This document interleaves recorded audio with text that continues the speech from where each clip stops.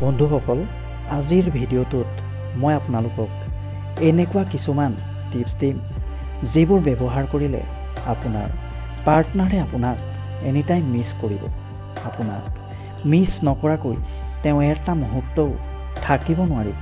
কিন্তু এই টিপছবিলাক কেতিয়াও অভাৰ ইউজ নকৰিব, কিয়নো অভাৰ ইউজ কৰিলে হিতৰ বিপৰীতো হ'ব পাৰে। নাম্বাৰ 1, যদি আপুনি বিচাৰে তেওঁ আপোনাক দিনে ৰাতিয়ে মিছ কৰে, তেন্তে অলপ আঁতৰি থাকক, কিয়নো আমি তেওঁকেই মিছ কৰোঁ যিজনে আমাৰ পৰা দূৰত থাকে। যিজনে এনি টাইম কল কৰি থাকে, এনি টাইম মেছেজ কৰি থাকে, তেন্তে তেওঁক আমি কিয় মিছ কৰিম? সেয়ে আপুনিও যদি বিচাৰে আপোনাৰ পাৰ্টনাৰে আপোনাক মিছ কৰক, তেন্তে কিছু সময়ৰ কাৰণে মেছেজ কৰাটো, কল কৰাটো বন্ধ কৰি দিয়ক। কিন্তু মই এইটো কোৱা নাই যে একেবাৰে কথা পতাটোৱেই বন্ধ কৰি দিব। এইটো কৰিলে আপোনালোকৰ মাজত ইগ' আহিব পাৰে। প্ৰথমে কোনে কথা পাতিব আৰু তেতিয়া আপোনালোকৰ মাজত ৰিলেশ্যন বেয়া হ'ব পাৰে। সেয়ে মেছেজ কৰাটো, কল কৰাটো কিছু কম কৰক, তেতিয়া আপোনাৰ পাৰ্টনাৰে আপোনাক মিছ কৰিব। নাম্বাৰ 2, যদি আপুনি SMS-ৰ ৰিপ্লাই লগে লগে কৰে, 1 ছেকেণ্ডো ৱেইট নকৰে, তেতিয়া তেওঁৰ ডাবুল টিক হৈ যায়, লগে লগে আপুনি এইটো ব্লু টিক কৰি দিয়ে, তেতিয়া বুজা যায় আপুনি একেবাৰে ফ্ৰী আছে তেওঁৰ কাৰণে।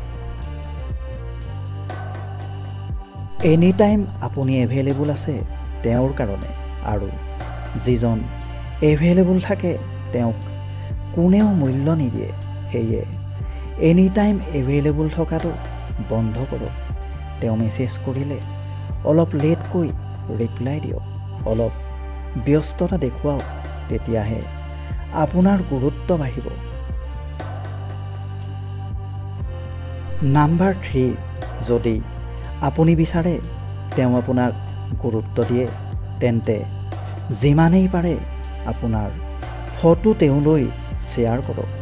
যেতিয়াই আপুনি ফ্ৰী থাকিব বা বন্ধুবৰ্গৰ লগত থাকিব বা ক'ৰবাত ফুৰিবলৈ যাব, তেতিয়া আপুনি আপোনাৰ ফটো ক্লিক কৰক আৰু নিজৰ পাৰ্টনাৰলৈ চেণ্ড কৰক।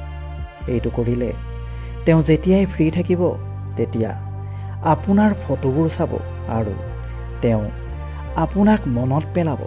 আৰু কেতিয়াবা যদি আপোনালোকৰ মাজত কাজিয়া হয়, তেওঁ আপোনাৰ ফটোবোৰ চাব আৰু আপোনাক মিছ কৰিব, আৰু থাকিব নোৱাৰি তেওঁই আপোনাক কল কৰিব। নাম্বাৰ 4, যদি আপুনি বিচাৰে আপোনাৰ পাৰ্টনাৰে আপোনাক মিছ নকৰাকৈ 1 মিনিটো থাকিব নোৱাৰে, তেন্তে আপুনি ছ'চিয়েল মিডিয়া ব্যৱহাৰ কৰিব পাৰে।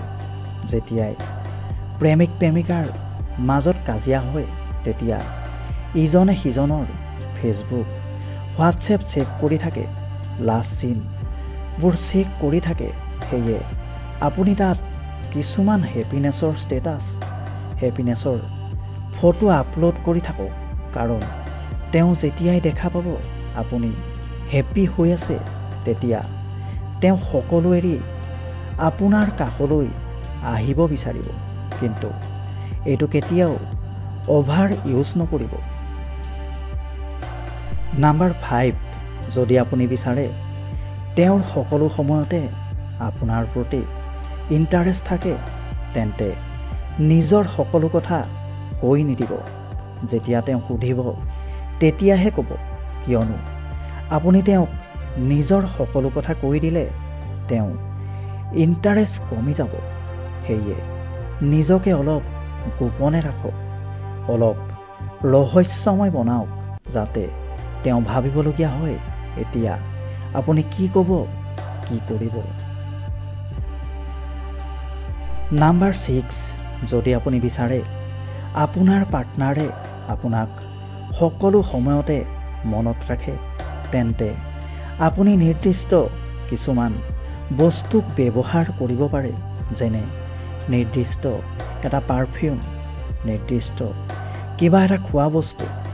তেতিয়া কি হ'ব, তেওঁ যেতিয়াই সেই পাৰফিউমটোৰ গোন্ধ পাব বা আপোনাৰ প্ৰিয় খোৱা বস্তুটো খাব, তেতিয়াই তেওঁৰ আপোনালৈ মনত পৰিব। নাম্বাৰ 7, যদি আপুনি বিচাৰে তেওঁ মনৰ গভীৰতাত সকলো সময়তে আপোনাক বিচাৰে, তেন্তে আপুনি নিজেই ইউজ কৰা কিবা বস্তু তেওঁক গিফ্ট কৰিব পাৰে, যেনে আপোনাৰ কিবা ৰিং, আপোনাৰ কিবা চেইন, আপোনাৰ কিবা কিৰিং, যিবোৰ আপুনি ব্যৱহাৰ কৰি আছে সেইটো তেওঁক দি দিয়ক। তেতিয়া কি হ'ব, তেওঁ যেতিয়া সেই বস্তুটো দেখিব, তেতিয়াই তেওঁৰ আপোনালৈ মনত পৰিব।